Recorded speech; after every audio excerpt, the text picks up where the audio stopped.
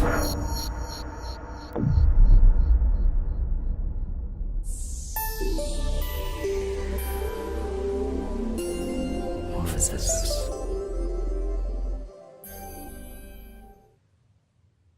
The theme of morphosis really resonated with me because I feel like I've just gone through one myself. In fact, I think I've just come out the other side of a quarter-life crisis. But instead of getting a younger girlfriend and buying a toupee, I grew a beard and became a poet.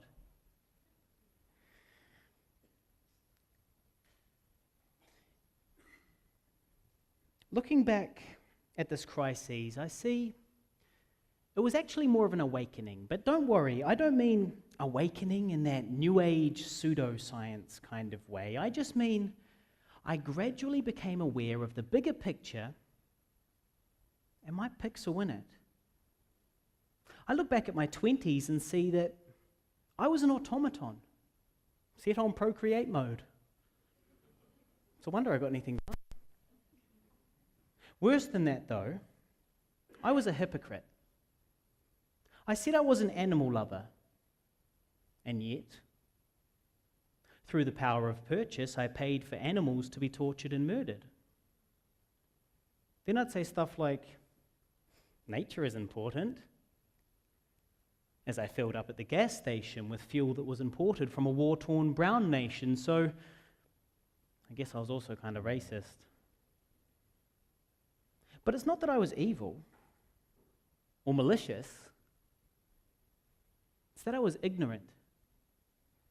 I didn't know enough to know that I didn't know much, and I certainly didn't know that I was a bad person. But ignorance is not innocence. So now I'm doing my best to change. In keeping with this theme, I have 3 poems tonight. Feel free to applaud between each one. The first is called Romans 20:16.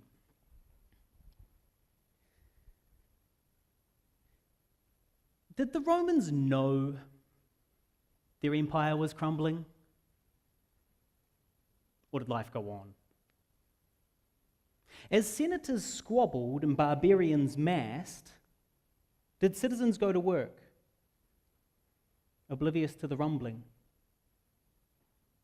As tides of change washed over their walls and all they had created began to fall, did the accountant count coins?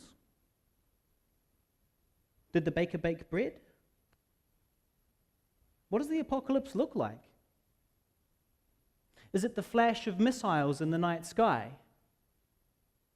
Is it a plague of frogs and a blood-red Nile? Or is it an entire species in denial? On Rapa Nui, after the trees were gone, people's diets became unconventional, consisting of rats and basic vegetables, but did they even know what they were missing?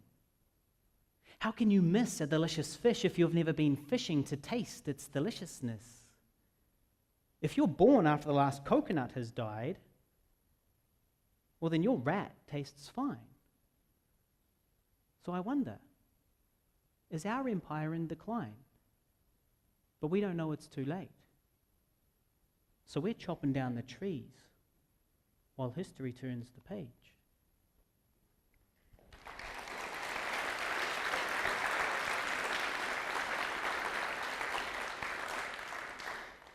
This next one came to me in the shower. I was squeezing body wash into my hand when I realized I was completely surrounded by single-use disposable plastic containers. I did a quick count, and there was 48 in the room with me, from mouthwash to mold spray and everything in between. Now, I only live with 3 other people, so that's 12 single-use disposable plastic containers per person on any given day in that particular room. And I thought, well, that's a lot. So I wrote this poem. It's called Message in a Bottle.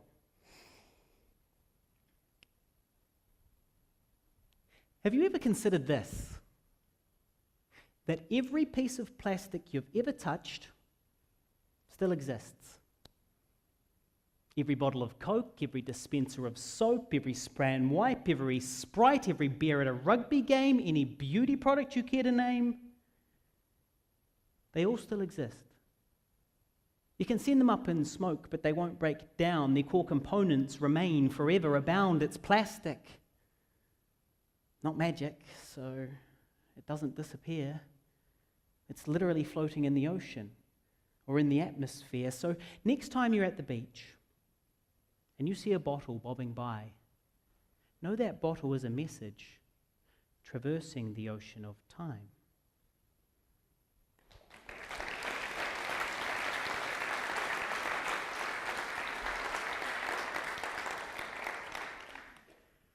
This final poem was written exclusively for this event. It's called Welcome to My Mind. I'm changing all the time.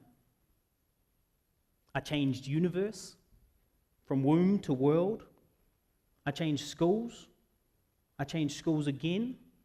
I changed schools 15 times. I changed friends, houses, lovers, form. I morphed from boy to man, from Christian to chrysalis to free-thinking humanist, from class clown to lady hound to armchair philosopher. It's insane to see the change in me. The strength I've gained amazes me. Some people change their minds, but I changed my mind. The synapses snapped and reformed, and I was never the same again. It was like a driver's daydream, destroyed by a tree. I saw the world with clarity and was attracted to its fatality. I realized we're all gonna die. So I was liberated when I looked to the sky. There was no deity looking down on me, just space and time stretching off into infinity. Talk about empowerment. Suddenly existence existed solely for me to exist in. When I'm gone, poof, you're gone too. As far as I know, you don't exist when I leave this room. Am I a person or a brain in a vat? It doesn't matter. When my matter decays, it might as well be the latter. Am I a nihilist? Yeah. Do I care? Not really. My name's Harley Neville, and welcome to my mind. Please follow me online because I'm changing all the time.